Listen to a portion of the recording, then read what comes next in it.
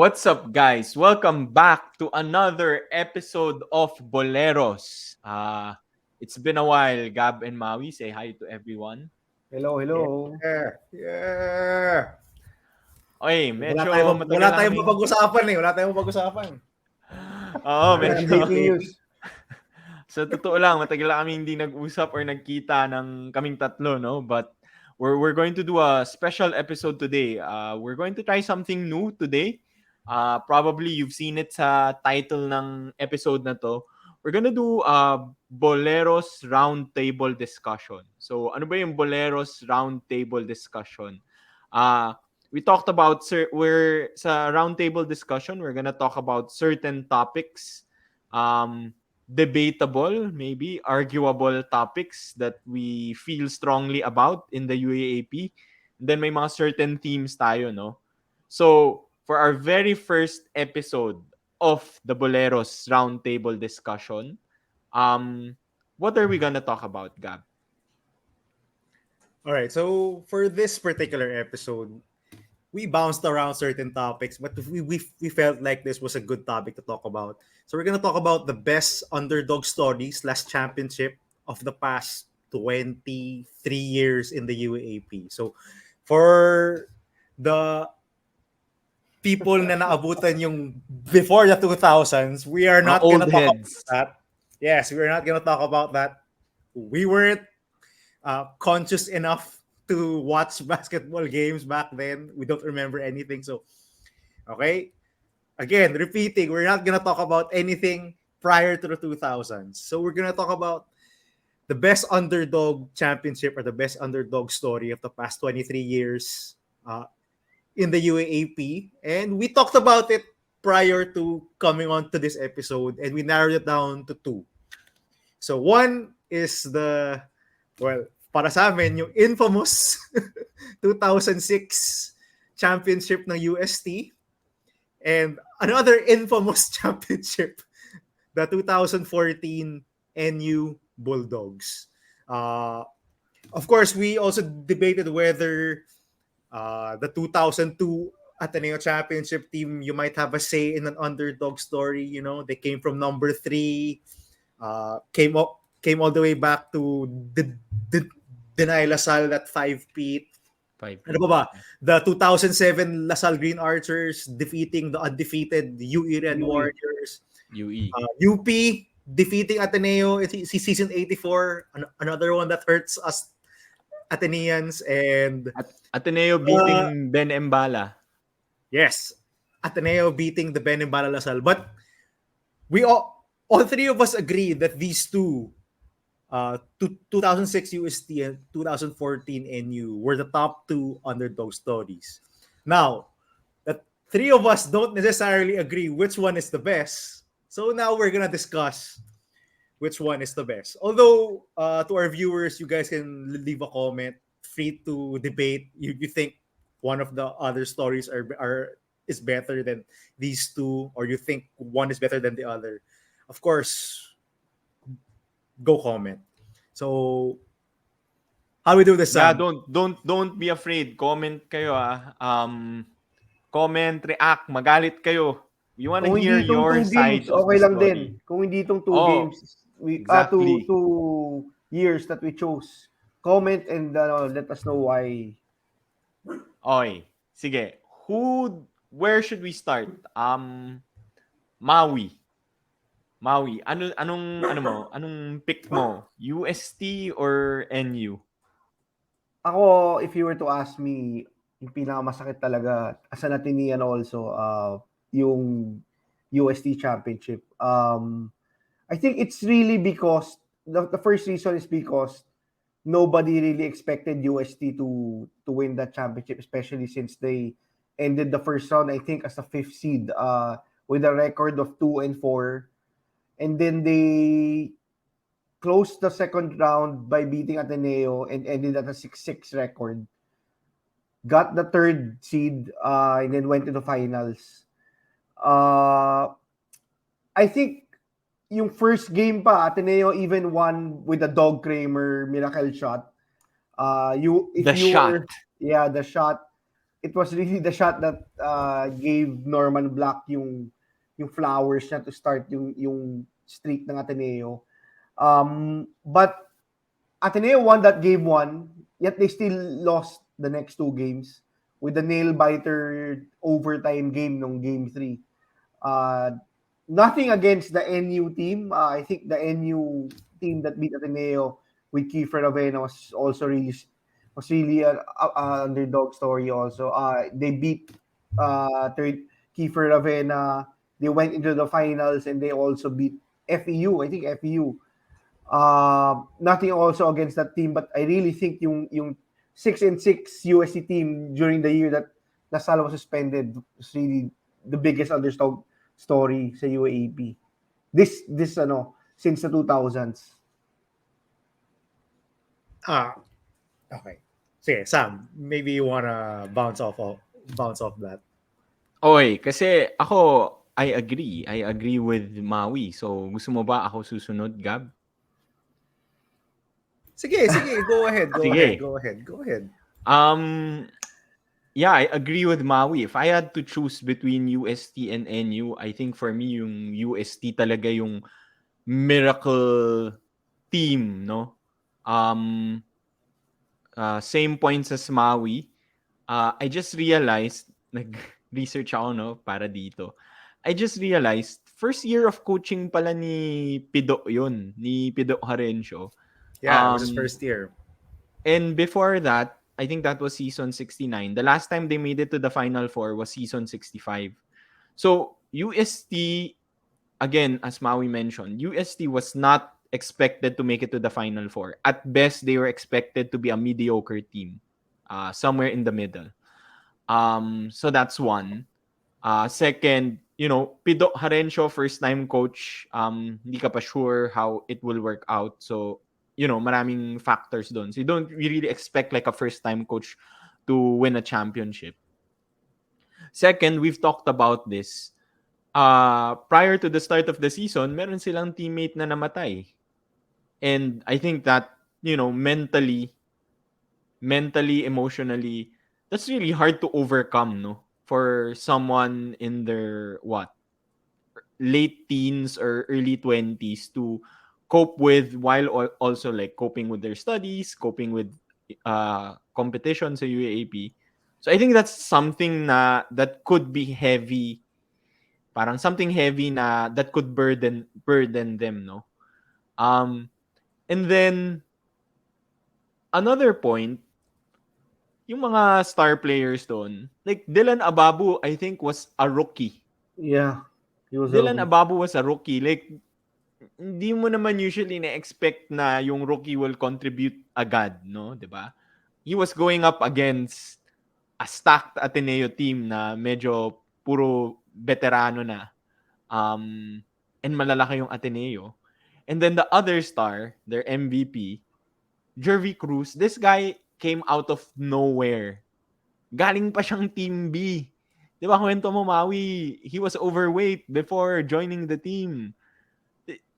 Nobody expected Jervy Cruz to have such a great season, di ba? And yun, coming from like a really bad start, and having to overcome yung twice to beat ng UE and like a super stacked powerhouse team in Ateneo, parang I just felt like everything had to fall into place for UST to win that championship. So para sa akin talaga, it was such a miracle season for UST. And siguro sa buong, in all my years watching the UAAP, nung time na yon, prior to that, I think that was the only time na feel ko talaga yung presence or yung power nung crowd. Yeah, I have to Na agree with that. Ibang level na yung crowd. empower nila yung UST team. Na kahit ako, nung nanonood ako nung game, putik, parang yung go uste, nakakatakot eh. Kinikilabutan ako eh. Pag nag-go uste na yung mga tao, parang shit, kinikilabutan na ako, natatakot na ako. Ibang level. Ibang UST level yung... side ako noon, Sam. doon ka nanonood. UST side, all games. Naka-blue ka. Naka-blue ako, siyempre. Nakakatakot. Parang feel mo, kulto or something eh. Basta they had the 6-man back then. That was the UST crowd. And you can really feel kain na kain yung Ateneo crowd sa UST crowd. So for me, they just had to overcome so many obstacles all throughout the season and prior to the season. And sobrang ganda nung spirit, yung animo ng UST at that time. And si Coach Pido, I think, 'di ba si Coach Pido, Hinebra yan eh, 'di ba? So NSD, never say die attitude yan eh. And parang they were able to live out that spirit, yung never say die spirit. So, I think for me, UST over NU.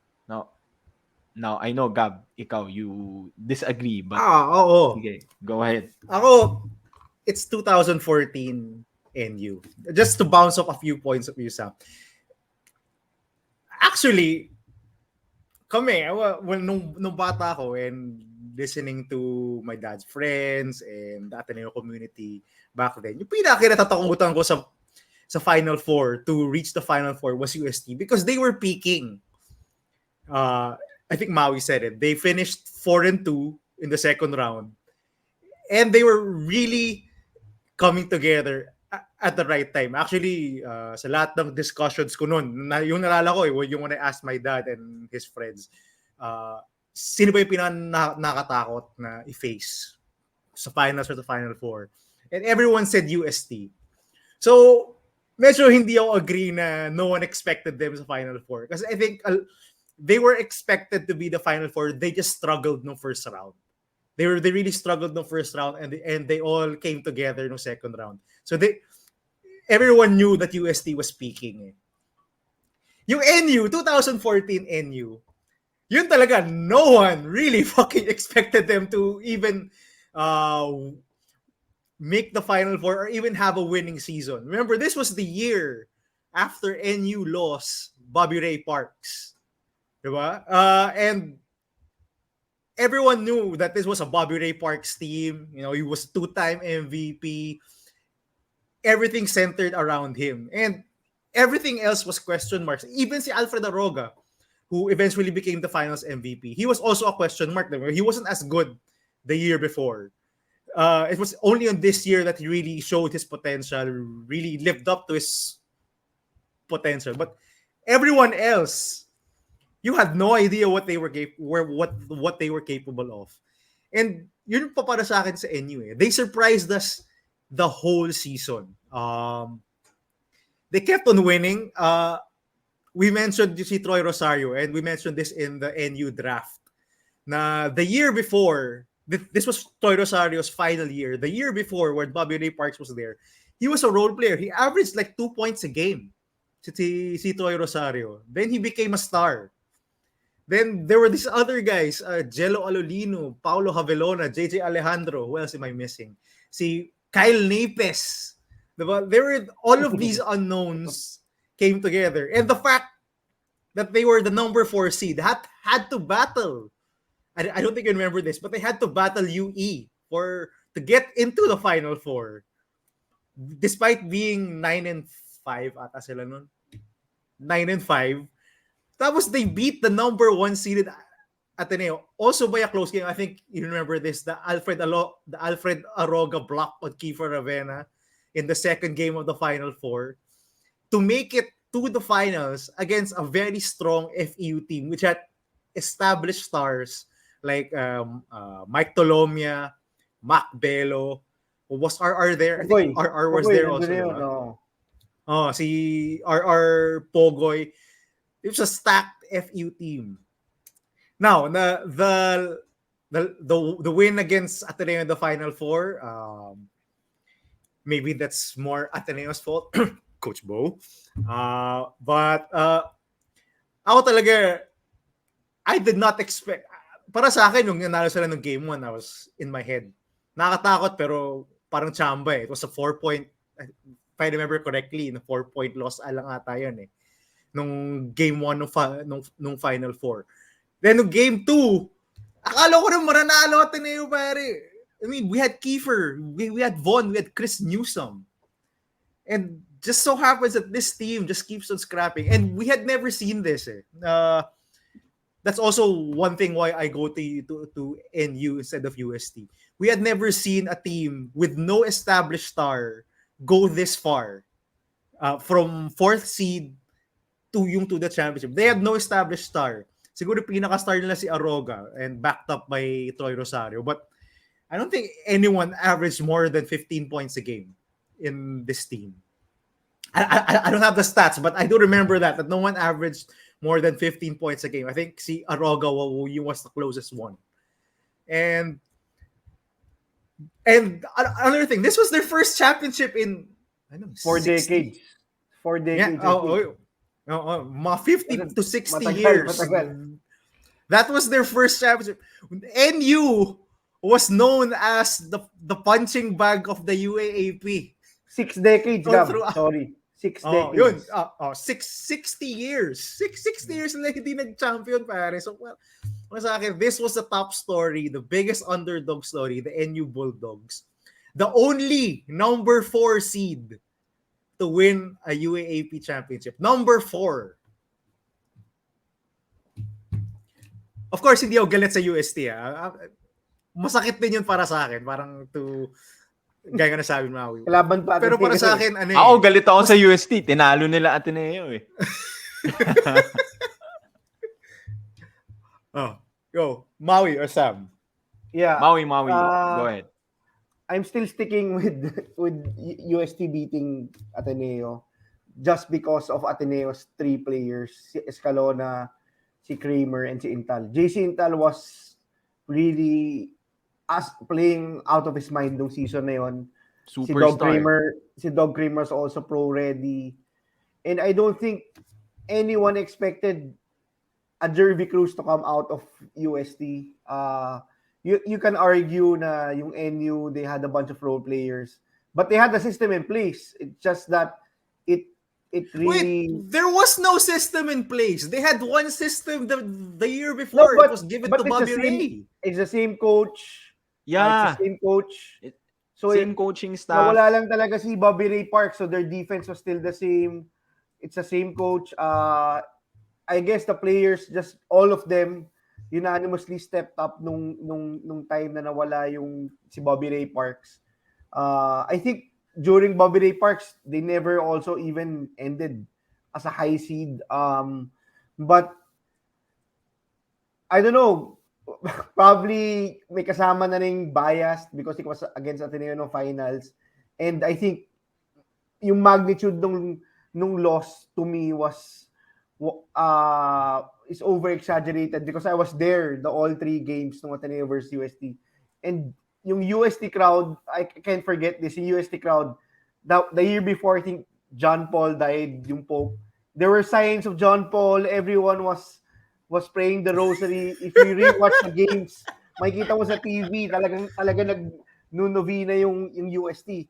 And just to add to what Sammy said about the teammate that died, there's even I think a butterfly that went through sa dugout nila nung one of the games ng finals. It's really, I don't know if it's underdog, but I really think that they were meant to Miracle. be that year. It was a miracle year for them. But yeah, I think the points of Gab were really valid. Yung para sa akin lang nung 2006 season, yung feeling ko kasi when I was watching it, I felt like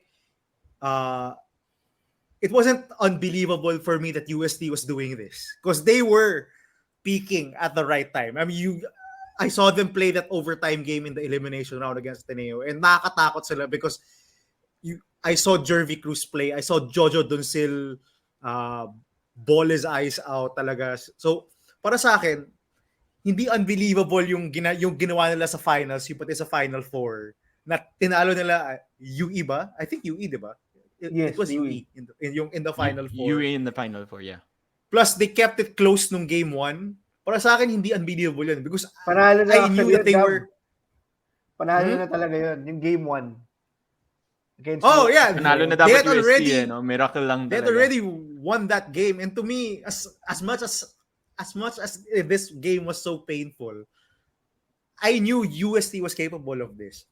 Para sa akin yung NU team, until kahit tinalo nila yung Ateneo sa finals, hindi pa rin ako makapaniwala na kaya nilang talunin yung FEU nung tinalo nila yung Ateneo sa Final Four. Hindi ako makapaniwala na tinatalo nila yung FEU sa finals.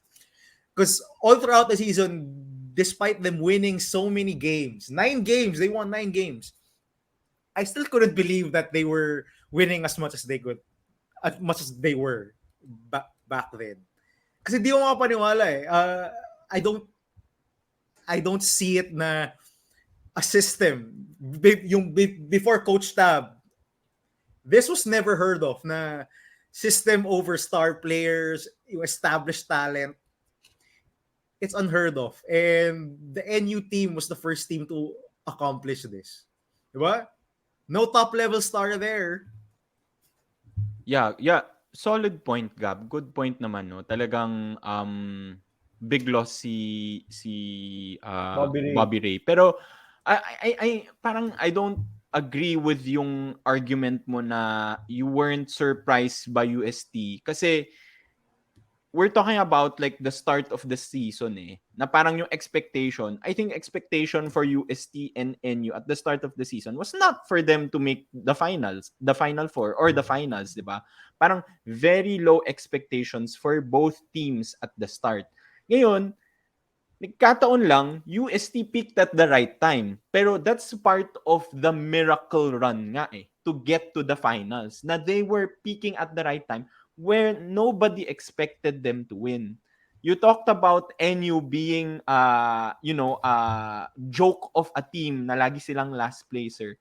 Research ko to Alam mo ba natalo yung UST team na yon sa NU by double digits kahit na NU yung last placer nung season na yon.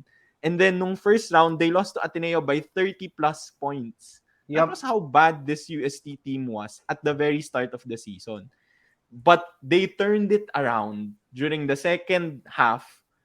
Somehow, some reason, found a way to get hot, to do better, and then made it to the finals. For me, Gab, to be honest, hindi din naman ako surprised to both teams. But I also wasn't surprised with NU. Kasi to add to Maui's point, number one, sabi nga ni Maui, may system na. I actually really like Coach Eric Altamirano. The way he coaches, no? Number two, you mentioned it, they won 9 games. They were more consistent versus UST. Kasi UST was like 6-6 Parang, nakarinig ka ba ng team na 6-6 na nanalo ng championship? It just so happens na tied yata sila for 3rd and 4th noon. So technically, UST could have been also a 4th seed. 4th din, di ba? Yeah, correct. So sa akin, yung 6-6 na team, like when you say a 500 team winning a championship, parang sobrang imposible It doesn't sound right. And then I might get a lot of shit here. But I would argue na losing Bobby Ray was better for NU. Kasi but no one knew that. I didn't, we said, diba, natalo yung Ateneo sa NU maybe because they were out-coached. But I also didn't like that team. Alam mo bakit? Kasi the way Ateneo played then, hero ball Give it to Kiefer. Kiefer will ISO and make a shot. And that's how NU played when they had Bobby Ray.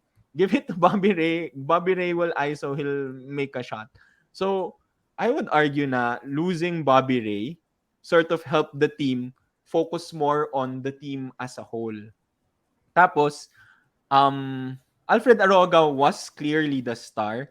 Pero I wanna give flowers naman to Jello Alolino. I think kahit nung nandun si Bobby Ray, Jello Alolino was clearly one of the better or top 2 players ng NU, top 3 players ng NU. So, hindi naman sila nawalan talaga ng Wait. Alfred Aroga was not clearly the star. If you watch them in the entire season, it was different players being the lead guy in each and every game. Actually, no finals and Final Four lang actually talagang yung nagpakita si Alfred Aroga na the quote-unquote the star of the team, but it was a team effort. Okay. And Pwede naman. But although Alfred Aroga was dominant kasi as a big, like, ang lakas niya eh. Like, maybe not scoring, but like, rebounding, defense. I remember he was really scary. Ako, takot na takot ako kay Aroga noon. Like, that's why I didn't want to he was face scary NU because he actually. looked scary. He looked beyond 25. But he was imposing talaga, di ba? But yun, sige, like, it could have been a team effort. Pero that was a deep team din. So, hindi naman sila Four super players made it lacking sa in pro. stars. 4 players made it sa pro din sa PBA. Kabontin. Yeah, I Paulino. don't argue that naman na they were a deep team. But again, no one knew that they were a deep team. Like si Javelona, he barely touched the floor the previous year. I don't think he was even in the lineup. Diba? The Solid quote-unquote yun, Javelona. keeper stopper. But you could also make the same argument with UST. Jervy Oo Cruz nga. wasn't in the lineup. Jervy Cruz. Fortuna Team B was siya in the nobody. previous season. Jojo Doncillo was Dylan nobody. Ababu. Dylan Ababu Rookie. wasn't there.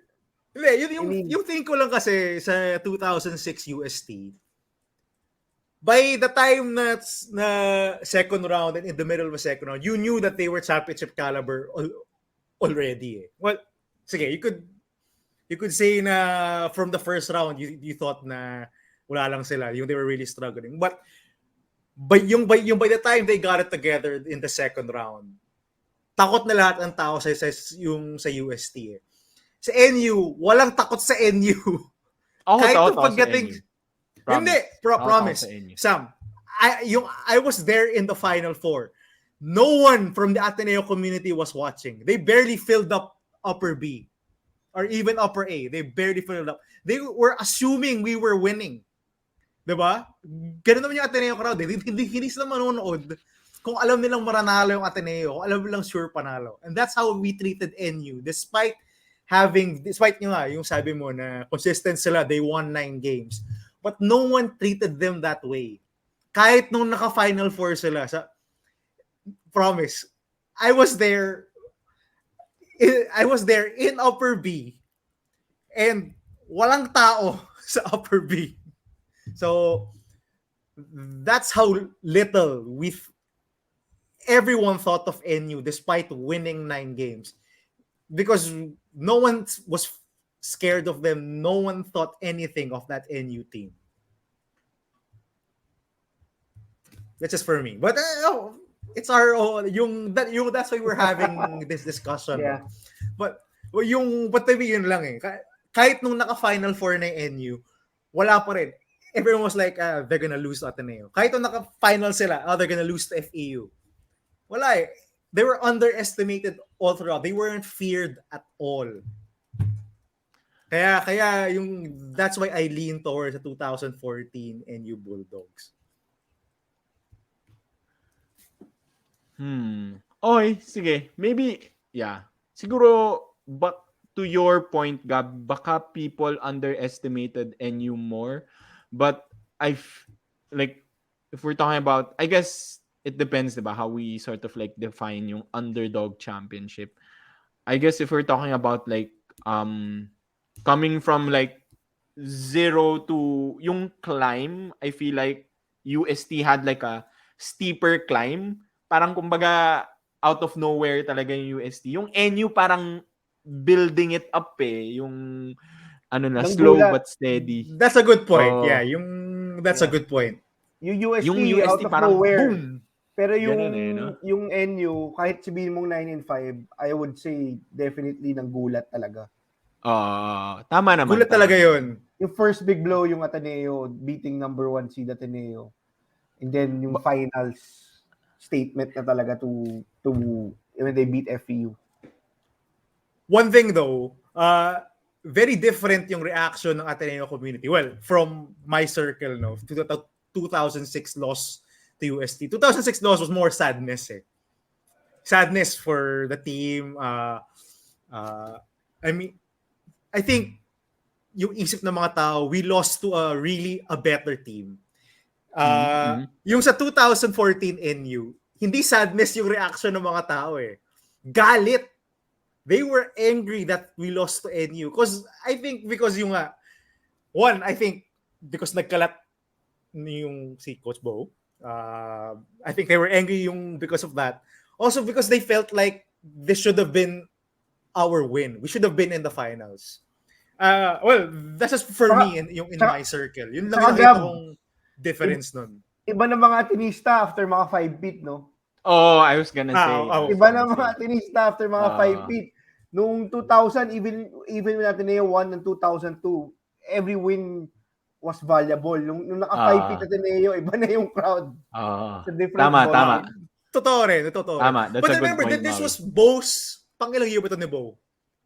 First year ba to? Or, hindi, nung first year niya, he didn't make the Final Four eh. So medyo nababa na yung expectation of Coach Bo's Ateneo teams. Di ba tama ba? The Ryan Buenafe comeback year in 2000. Yeah. Oh, they did not make 2013. They didn't make the Final Four. So, yung 5th year ni Ryan Buenafe. Yung 5th year ni Ryan Buenafe. So, yun lang. For me, that NU loss was more nakakagalit talaga kasi sobrang expected mo na yung dapat tayo nandun. But we all have our opinions and I love this discussion with yung ginawa natin to. Okay. And you know, we can stay here and argue nonstop, pero that's why we have listeners. That's why you guys are here, because we want to hear your points. We want to hear what you think about this discussion. Which one is the better underdog story? Is it the 2014 NU team? Is it the 2006 UST team? Or is it another team? Comment down below. Like this video if you like what this new format, itong Boleros Roundtable Discussion. We can do more of this. Tell us, what topics do you want us to discuss in the next Boleros Roundtable Discussion? And share it with your friends so that we can get more people to subscribe. Road to 1,000 subscribers. Come on, let's go. Let's go, guys. Let's do this. Subscribe. Thank you, guys. Thank you. Bye-bye.